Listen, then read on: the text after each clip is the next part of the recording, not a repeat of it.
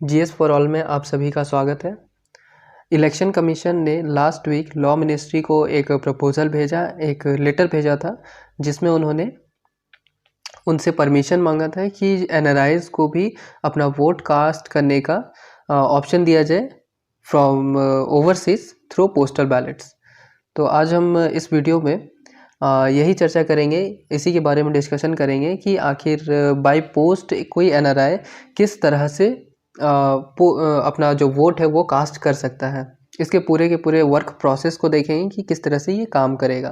साथ ही साथ ये भी देखेंगे कि कैसे ये जो प्रपोज़ल है ये ओरिजिनेट हुआ, क्या ये अभी रिसेंटली ओरिजिनेट हुआ या फिर बहुत पहले ओरिजिनेट हो चुका था। इन सभी चीज़ों के बारे में हम इस वीडियो में डिस्कस करेंगे। तो चलिए शुरू करते हैं। देखिए, लास्ट वीक इलेक्शन कमीशन ने, जैसे कि मैंने बताया, कि उन्होंने लॉ मिनिस्ट्री से परमिशन मांगा कि एनआरआईज़ को भी अपना वोट कास्ट करने का मौका दिया जाए थ्रू पोस्टल बैलेट्स। उन्होंने अपने लेटर में कहा कि इंडियन डायस्पोरा की तरफ से बहुत सारे उन्हें रिक्वेस्ट आ रहे थे कि पोस्टल वोट्स का जो फैसिलिटी है वो उनको प्रोवाइड करवाया जाए। ऐसा इसलिए क्योंकि इसके देखिए दो मुख्य कारण हैं। जितने भी लोग बाहर में रह रहे हैं, जो नॉन रेसिडेंट्स ऑफ इंडिया है, उनको उनका जो पर्पज़ होता है, उनका वहाँ रहने का जो पर्पज़ होता है, वो या तो उनका कोई एम्प्लॉयमेंट का ज़रिया हो, या कोई एजुकेशन, कोई पढ़ाई के लिए वहाँ रह रहा हो, या फिर कोई अदर कुछ भी जो वहाँ पे उनसे रिलेटेड जो काम हो, इस वजह से उनकी मजबूरी है बाहर रहना। और वो उस कंट्री को वहाँ छोड़ भी नहीं सकते हैं क्योंकि वो वहाँ काम कर रहे हैं, उनकी अर्निंग का वो एक सोर्स है। साथ ही साथ दूसरा एक रीज़न, सबसे बड़ा रीज़न ये है कि सिर्फ़ और सिर्फ वोट के पर्पज़ से वहाँ से वापस आना और फिर वापस चले जाना, ये काफ़ी कॉस्टली अफेयर्स होता है, जो हर किसी के लिए उतना आसान होता नहीं, क्योंकि आप लोग सब जानते हैं कि फ़्लाइट्स की जो टिकट्स है वो बहुत कॉस्टली होती हैं।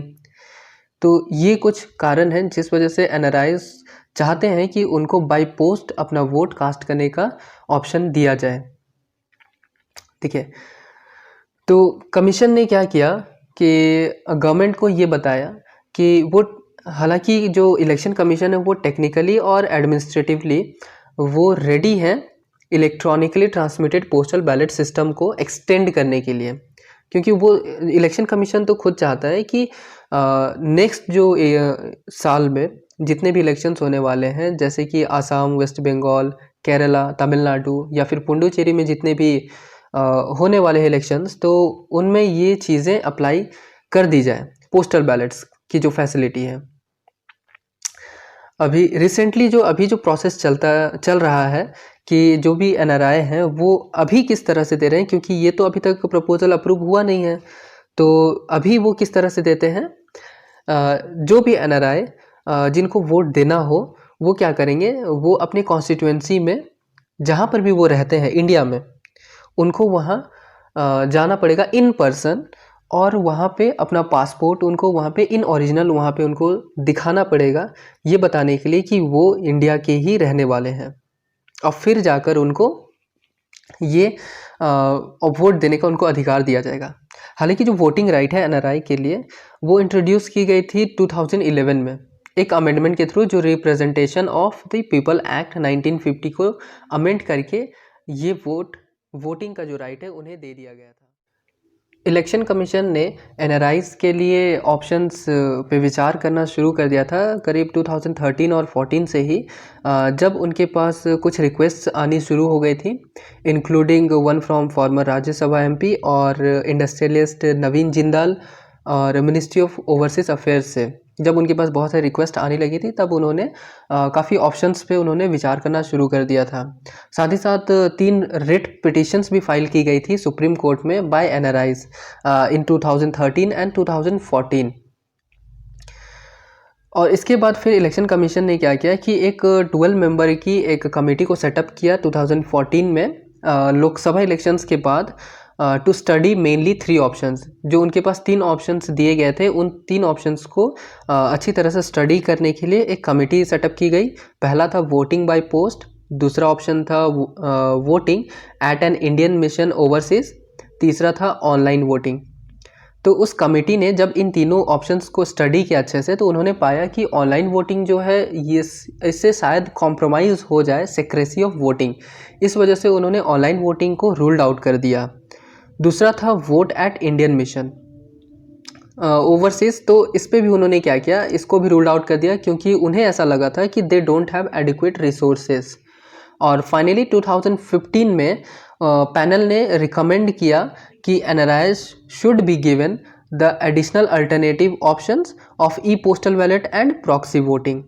अगर आपको प्रॉक्सी वोटिंग के बारे में जानना है तो आप नीचे कमेंट करके बताएं, मैं आपको उस प्रॉक्सी वोटिंग के बारे में सेपरेट एक वीडियो लाऊंगा जिसमें मैं पूरी डिटेल देने की कोशिश करूंगा आपको। ऑलराइट, देन आफ्टर रिकमेंडेशंस क्या हुआ कि यूनियन कैबिनेट ने एक प्रपोजल जो है proxy voting rights for NRIs उसको पास किया 2017 में। गवर्नमेंट ने एक बिल लाया था amending the representation of the people act 1950, और हालांकि वो जो बिल था वो लोकसभा से तो पास हो चुका था लेकिन राज्यसभा से नहीं हो पाया था, क्योंकि इसका रीज़न था कि 16th लोकसभा जो था वो उसका डिसॉल्यूशन हो गया था। इस वजह से वो हालांकि राज्यसभा से तो वो पास नहीं हो सका, एंड वो जो प्रपोज़ल था वो अभी तक वो रिवाइव भी नहीं हुआ है। तो लास्ट वीक इलेक्शन कमीशन ने क्या किया, जो अपना लेटर लिखा था उन्होंने गवर्नमेंट को, उस लेटर में स्पेसिफिकली उन्होंने जो postal voting rights for NRIs है उन्होंने सिर्फ और सिर्फ उसको जोर दिया, उस पर जोर दिया, और उन्होंने कहा कि पोस्टल वोटिंग फैसिलिटी को एक्सटेंड किया जाए फॉर ओवरसीज़ वोटर्स, क्योंकि इसके लिए गवर्नमेंट को किसी भी तरह की गवर्नमेंट को पार्लियामेंट्स की नॉड की ज़रूरत नहीं पड़ेगी। इसे सिर्फ और सिर्फ government needs only to amend the conduct of election rules 1961। फिर उसके बाद हालांकि ये जो प्रपोज़ल है अभी तक अप्रूव तो हुआ नहीं है, बट जब अगर ये प्रपोज़ल अप्रूव हो जाता है तो अप्रूव होने के बाद ये किस तरह वर्क करेगा, आइए देखते हैं। According to election commission proposal, election commission के अनुसार जो है कोई भी एनआरआई जो इंटरेस्ट हो voting through the postal ballot, तो वो क्या करेगा, वो रिटर्निंग ऑफिसर को इन्फॉर्म करेगा जब भी इलेक्शन होना होगा, इलेक्शन के नोटिफिकेशन के 5 दिनों के अंदर अंदर।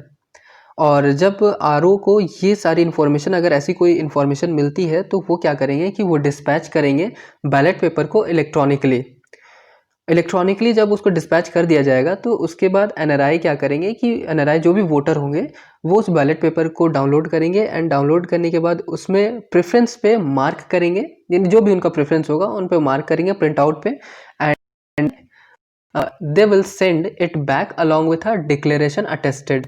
अब ये जो डिक्लेरेशन अटेस्टेड होगा ये उस कंट्री में, जिस कंट्री में वो एनआरआई रह रहा है, उस कंट्री में इंडिया के जो भी डिप्लोमेटिक या फिर काउंसलर रिप्रेजेंटेटिव होंगे वो उसे अटेस्ट करेंगे। हालांकि ये तो अभी तक क्लियर नहीं हो पाया है कि जो वोटर होंगे वो बैलेट पेपर को खुद से ही ऑर्डिनरी पोस्ट के थ्रू या फिर इंडियन एम्बेसी में वो उसे ड्रॉप कर देंगे। हालांकि ये अभी तक क्लियर नहीं हो पाया क्योंकि ये अभी तक अप्रूव हुआ नहीं है प्रपोज़ल। तो जब ये अप्रूव हो जाएगा प्रपोज़ल तो उसके बाद क्लियरली सारी गाइडलाइंस आ जाएंगी, एंड उसके बाद भी मैं एक वीडियो इस पर बना दूंगा, तो आपको सारी की सारी डाउट्स क्लियर हो जाएंगी। ये था इस वीडियो का एंड। आई होप आपको ये वीडियो से बहुत कुछ जानने को मिला हो नया। अगर आपको ये वीडियो अच्छा लगा हो तो आप प्लीज़ सब्सक्राइब करें, एंड आपके कोई भी सजेशंस हो तो प्लीज़ कमेंट बॉक्स में हमें बताएं। तब तक के लिए थैंक यू।